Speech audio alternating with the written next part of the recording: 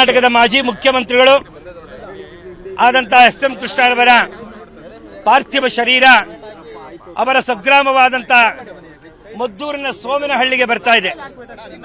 ಈಗಾಗಲೇ ದಾರಿಯುದ್ದಕ್ಕೂ ಸಹಿತ ಅವರ ಅನೇಕ ಜನ ರಾಜಕೀಯ ಶಿಷ್ಯರು, ಭಕ್ತಾದಿಗಳು ಅವರನ್ನ ತಮ್ಮ ಮನೆಯ ಮಗ ಮತ್ತು ತಂದೆ ಅಂತ ತಿಳಿದುಕೊಂಡವರೆಲ್ಲ ದಾರಿ ಉದ್ದಕ್ಕೂ ಪುಷ್ಪಾರ್ಚನೆಗಳನ್ನು ಮಾಡಿ ಅವರನ್ನ ಸ್ವಾಗತ ಮಾಡ್ತಾ ಇದ್ದಾರೆ.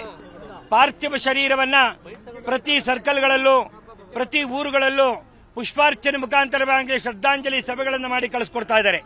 ಅದು ಸ್ವಗ್ರಾಮಕ್ಕೆ ಕೆಲವೇ ನಿಮಿಷಗಳಲ್ಲಿ ಬರ್ತಾ ಇದೆ. ಇಲ್ಲಾಗಲೇ ಅನೇಕ ಜನ ಸಹಸ್ರಾರು ಮಂದಿ ಅವರ ದರ್ಶನವನ್ನು ಮಾಡಲು ಕಾಯ್ತಾ ಇದ್ದಾರೆ. ಆ ಒಂದು ಗ್ರಾಮದಲ್ಲಿ ನಾವು ವಿಶೇಷವಾಗಿ ಅವರಿಗೆ ಆಧ್ಯಾತ್ಮಿಕ ರೀತಿಯಲ್ಲಿ ಸನಾತನ ಹಿಂದೂ ಧರ್ಮದ ಸಂಪ್ರದಾಯದಂತೆ ಅಂದರೆ ಅಗ್ನಿ ಸಂಸ್ಕಾರ, ಮನುಷ್ಯನ ದೇಹವನ್ನ ಹಿಂದೂ ಧರ್ಮದಲ್ಲಿ 5 ವಿಧವಾಗಿ ಸಂಸ್ಕಾರ ಮಾಡ್ತಾರೆ. ಒಂದು ಪೃಥ್ವಿ, ಆಪಹ, ತೇಜಸ್ಸು, ವಾಯು, ಆಕಾಶ. ಪೃಥ್ವಿ ಅಂದರೆ ನೆಲದಲ್ಲಿ ಹೂಳುವ ಸಂಪ್ರದಾಯ ಇರುತ್ತೆ, ಅವನನ್ನು ಸಮಾಧಿ ಮಾಡ್ತಾರೆ. ಜಲದಲ್ಲಿ ನೀರಲ್ಲಿ ಸನ್ಯಾಸಿಗಳನ್ನ ಸಾಧಾರಣ ಬಿಡುವಂತಹದ್ದು, ನೀರಿನಲ್ಲಿ ಸಮಾಧಿ ಮಾಡ್ತಾರೆ. ನಂತರ ಆಕಾಶದಲ್ಲಿ ಇಡತಕ್ಕಂತಹದ್ದು ರಣಹದ್ದುಗಳಿಗೆ ದೇಹವನ್ನು ಸಮರ್ಪಣೆ ಮಾಡ್ತಾರೆ ಪಕ್ಷಿಗಳ ರೂಪದಲ್ಲಿ, ಅದು ಪಾರ್ಸಿಗಳು ಮಾಡುವ ರೀತಿ.